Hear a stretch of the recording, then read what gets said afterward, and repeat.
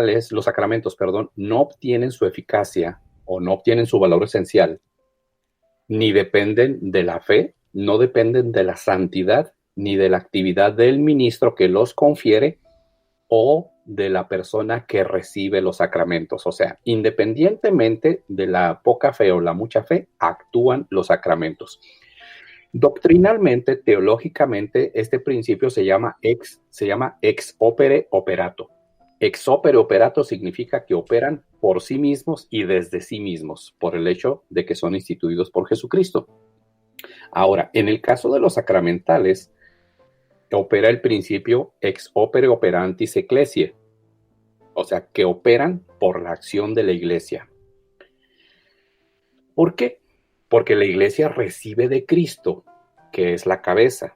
Entonces, aquí la acción y la eficacia sí dependen de la persona que lo administra y de la persona que lo recibe. O sea, se requiere un acto de fe y de confianza en la divina providencia.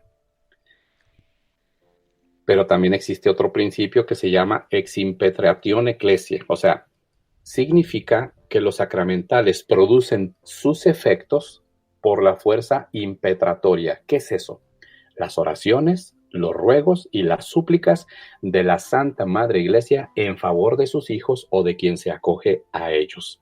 Hay una riqueza muy grande. Quienes tengan su catecismo a la mano, consulten de los números 1667 al 1679 todo lo que se refiere a la doctrina católica de los sacramentales.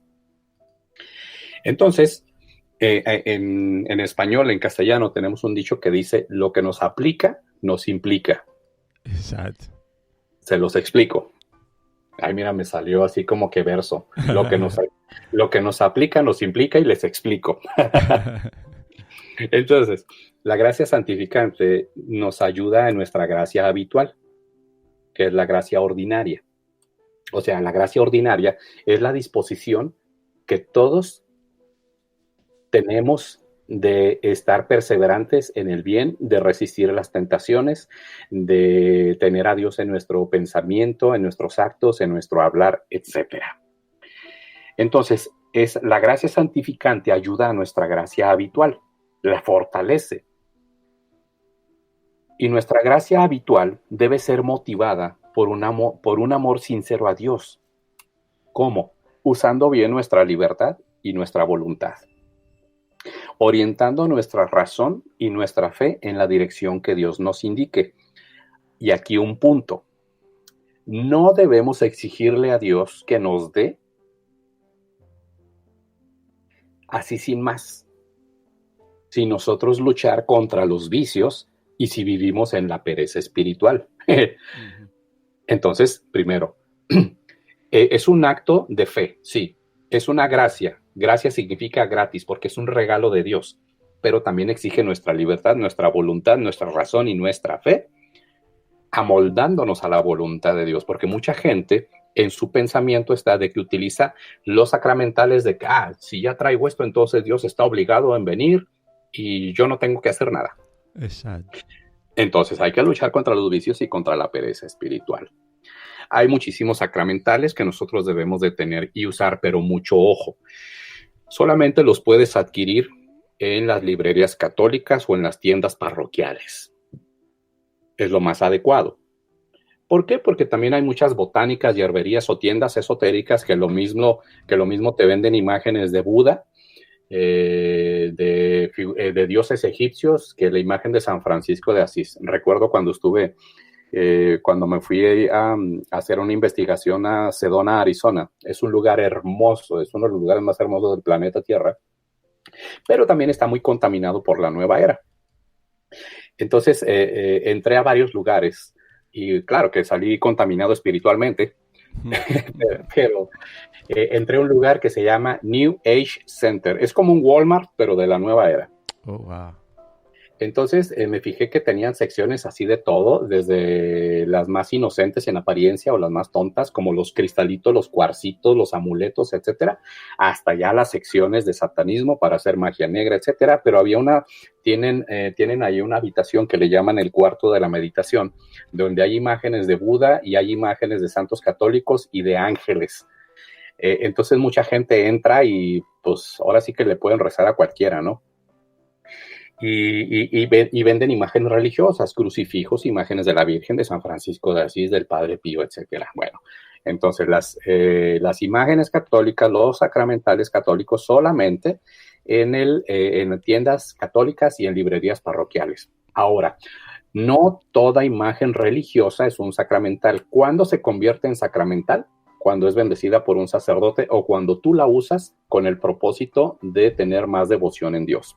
Entonces, ¿cuáles son los sacramentales que debemos de tener y de usar? El Santo Rosario, por supuesto, imágenes religiosas en estampitas, en imágenes de bulto, como se les llama, crucifijos en las casas, agua, sal, aceite benditos o exorcizados. El incienso bendecido también es muy útil y apropiado para recordarnos que estamos ante la presencia de Dios, que debemos estar bajo su gracia, pero también hay que tener cuidado. En el caso del incienso, debe ser el incienso que se utiliza exclusivamente para el culto católico. No compres de esas varitas ni triangulitos apestosos que son de origen hindú, cuyo aroma es muy penetrante y a veces hasta desagradable. Uh-huh. Entonces, lo católico, para lo católico, nada más. Exacto. Y, entonces,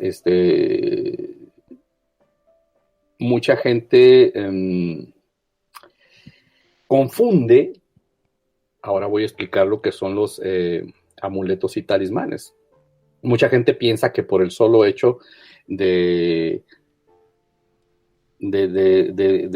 traerlos o traerlos así de ornato, piensan que ya con eso tienen. Y mucha gente dice, oh, mira, yo traigo mi escapulario, te felicito. Pero si lo usas bien, te voy a felicitar más. Exacto.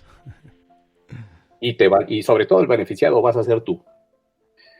Pero tenemos que explicarte que los sacramentales no son adornos, no son amuletos ni talismanes. ¿Qué son? Compromisos de vida. Voy a explicar brevemente. En el caso del escapulario, cuando nacen las órdenes religiosas mendicantes, o sea, mendicantes se refería a que predicaban, iban por los caminos, entraban a los pueblos, a las ciudades, predicando públicamente. A eso se les conocen como las órdenes mendicantes. Franciscanos, dominicos, carmelitas descalzos, etcétera. Muchos fieles laicos se sintieron atraídos y motivados a imitar el estilo de vida de aquellos hombres y mujeres religiosos, aquellos hombres y mujeres que vivían en santidad. Pero sucede que muchos de esos laicos eran casados y no podían, por su misma condición, abandonar a su cónyuge y a los hijos para ingresar a los conventos. ¿Qué sucede entonces? Tales órdenes religiosas observan eso, entienden la situación y fundan lo que después se conocería como las terceras órdenes regulares. La primera orden regular corresponde a la de los varones, que son consagrados, y la segunda orden regular se refiere a las mujeres consagradas, que se les conoce como monjas. Y la tercera orden regular, ¿en qué consiste? En que se admitía a laicos casados, solteros, viudos y célibes para practicar y vivir las virtudes cristianas y los consejos evangélicos. ¿Qué son los consejos evangélicos? El evangelio de acuerdo a la doctrina católica, pero de acuerdo al estado de vida propio. Y como el uso del hábito está únicamente reservado a quien se consagra a Dios en los votos de pobreza, castidad y obediencia, las órdenes religiosas, teniendo la autorización de la Santa Sede, diseñaron una especie de vestimenta que distinguiera a los laicos como miembros de dichas órdenes, pero que también los diferenciara de aquellos hombres y mujeres que se consagraban por completo a Dios. Bueno, este es un breve comentario así histórico. Entonces, pero seguimos con el tema de los amuletos y los talismanes. Mucha gente se preguntará, ¿me beneficia traer un escapulario, un sacramental? Sí, sí te beneficia. ¿Es mágico? No, no es mágico. Entonces, la siguiente pregunta que mucha gente pudiera tener, entonces no me benefician los amuletos y los talismanes para nada. ¿Por qué? Porque el amuleto es una figura que puede ser colgante o cualquier objeto al que se le atribuye poder sobrenatural para protegerse del peligro, del daño, de la mala suerte de los enemigos y hasta, según muchos, de los malos espíritus y de la hechicería. Los amuletos más comunes son la pata de conejo, la estrella de David, la mano de Fátima, los cuarzos, etcétera, o cualquier anillo que tenga alguna inscripción en algún idioma antiguo, que a veces llevan inscritas fórmulas en latín, en hebreo o en árabe. Entonces, el valor y la eficacia, según los esotéricos, dependen del material con que estén hechos. O sea, que si es una figura de oro, de plata o de alguna aleación, entonces tiene más poder. Estamos hablando de los amuletos. El talismán, en definición, es algo más simple, pero tiene un fin más específico. También es un signo, es un símbolo, una figura, una imagen grabada en metal u otra sustancia o piedras como los cuarzos. O bien mucha gente que trae los búhos, porque en el esoterismo significa la sabiduría oculta. Y se piensa que tienen poderes en sí mismos. Estas cosas son consideradas mágicas porque, según esto, traen la buena suerte y alejan las malas energías o vibras. Pero bueno, para un católico no existen malas energías ni vibras. ¿Por qué? Porque se refiere a un ámbito netamente espiritual.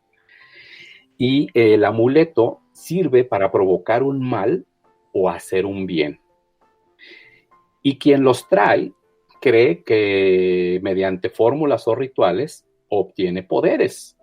Pero todo esto está en total contradicción con el temor amoroso que únicamente le debemos a Dios, con la obediencia que únicamente le debemos a Dios. Porque en el caso del amuleto y del talismán, se le entrega la voluntad ¿a qué? Allí está el problema. Y no es algo bueno, ¿eh? Entonces hay que tener muchísimo cuidado. Exacto. Entonces, la Iglesia Católica siempre ha condenado el recurrir a este tipo de prácticas. ¿Por qué? Porque se trata de una ofensa directa a Dios, porque se pone la dependencia emocional y espiritual en objetos que en lugar de la providencia divina. Bueno, hay muchísimos objetos que pueden ser utilizados como amuletos o talismanes. Hay gente incluso que cuando va a tener una entrevista de trabajo se viste de determinada manera. Hace tiempo, uno de los directores técnicos de la selección mexicana, nada más porque ganó un partido de fútbol, se dio cuenta que traía una determinada corbata y en todos los partidos del Mundial de Alemania en el 2006, utilizó la misma corbata porque la consideraba de buena suerte. Claro que México quedó eliminado después del cuarto partido, ¿verdad? Pero no dependió ni de la corbata ni nada, sino que de otro tipo de factores, ¿no? Pero bueno, pues este hombre, el director técnico Ricardo Lavolpe, en ese momento consideró que la corbata era un talismán de buena suerte, un amuleto de buena suerte. Y bueno, pues México no pasó a la siguiente ronda. Exacto. Interesante. Ajá, sí, dime. Interesante, sí, porque ahí es que queremos llegar, sí, que podamos distinguir claramente y saber entonces darle el uso y aprovechar lo que son los sacramentales y no confundirlo ni contaminarlo con la práctica, ¿verdad? Diría yo, ocultista de los talismanes. Claro. Entonces, quienes utilizan los amuletos y talismanes y los promueven, no solamente abusan de la buena fe de la gente, sino que en lugar de traer bendiciones, porque también hay que aclarar eso, un sacramental bien usado no solamente te recuerda la presencia y el amor de Dios en tu vida, sino que propicia las bendiciones de Dios para tu vida, para tu familia. Y en el caso de los amuletos y talismanes es todo lo contrario. No se traen bendiciones, se propician males, ya que es una ofensa al amor y a la providencia de Dios. En conclusión, ¿existen los amuletos y talismanes cristianos? Rotundamente no. Hay que tener fe recta, y dentro de la fe recta no hay lugar para las supersticiones. Uh-huh. Y tenemos que tener bien claro que hay que hacer un uso debido de los sacramentales. Los sacramentales son medios, no son fines en sí mismos. ¿Por qué? Porque